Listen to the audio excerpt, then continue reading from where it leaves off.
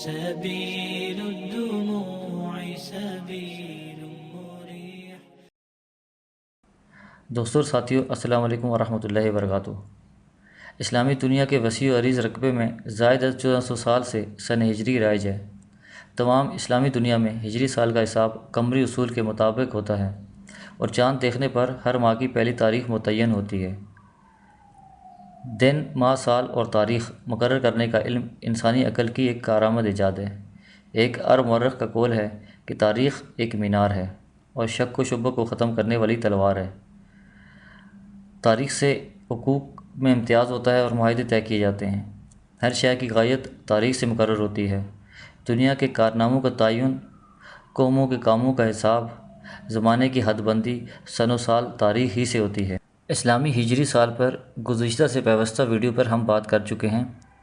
آج ہم بات کریں گے قمری اسلامی کیلنڈر اور شمسی انگلش کیلنڈر کے مابین فرق کا، اور قمری ایام کی سال بھر میں کیا ترتیب روا رکھی گئی۔ تو دوستو شروع کرتے ہیں۔ سن ہجری میں مہینوں کا تعین کچھ اس طرح ہے۔ ہر قمری سال 12 مہینوں پر مشتمل ہوتا ہے اور ایک مہینہ 29 دن 12 گھنٹے 24 منٹ اور 3 سیکنڈ کے برابر ہوتا ہے۔ اس حساب سے قمری سال میں 354 دن 8 گھنٹے 47 منٹ ہوتے ہیں، جبکہ شمسی سال 365 دن اور چند گھنٹوں کا ہوتا ہے۔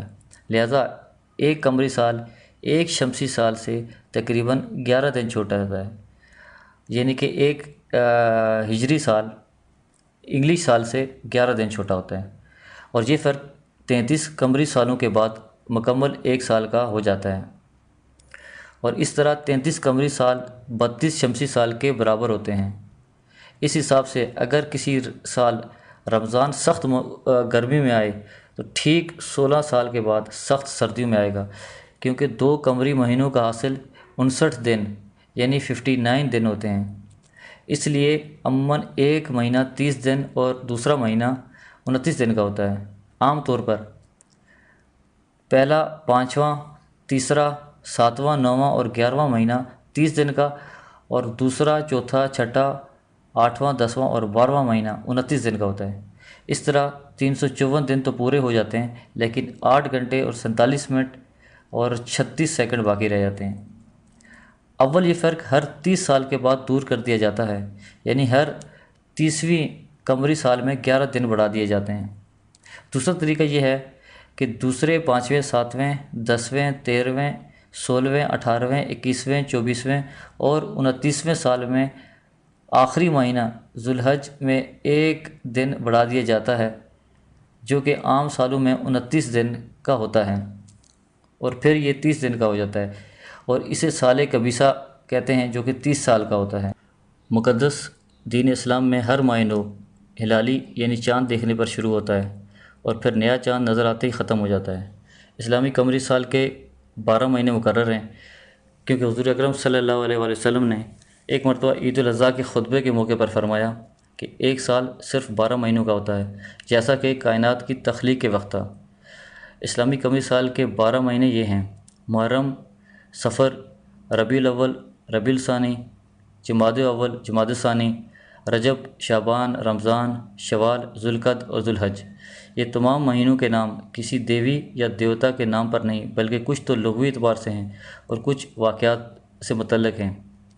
جیسا کہ ہم پچھلی ویڈیو میں بیان کر چکے ہیں کہ انگلش کیلنڈر میں مہینوں کے نام تقریباً مہینوں کے نام دیوی دیوتاؤں کے ناموں پر رکھے گئے۔ یہاں یہ امر حیرت انگیز ہے کہ باوجود 412 سے قبل، یعنی کہ سن 412 سے قبل، یہ نام کسی دیوی یا دیوتاؤں یا فرضی خداؤں کے نام پر نہیں، بلکہ اس زمانے میں تو اسلام کی روشنی بھی نہیں پھیلی تھی اور نہ ہی کسی خدائے واحد کا تصور عموماً موجود تھا۔ سارے عرب پر سینکڑوں خداؤں کی حکومت تھی، جن کی پوجا بڑے زور و شور سے کی جاتی تھی۔ سن 412 میں عربوں کے کیلنڈر میں اضافی مہینہ شامل ہوا، یعنی کہ 13واں مہینہ شامل ہوا، جس کا سلسلہ 10ویں ہجری تک جاری رہا۔ سن 412 میں یہ اضافہ ہر تیسرے سال کیا جاتا۔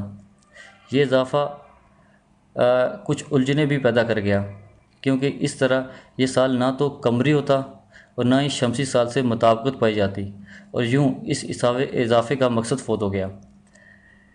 اس 13ویں مہینے کے اضافے کو حضور اکرم صلی اللہ علیہ وسلم نے ہجرت کے 10ویں سال سختی سے منع کر دیا اور بحکم محمدی صلی اللہ علیہ وآلہ وسلم یہ سلسلہ بند ہو گیا۔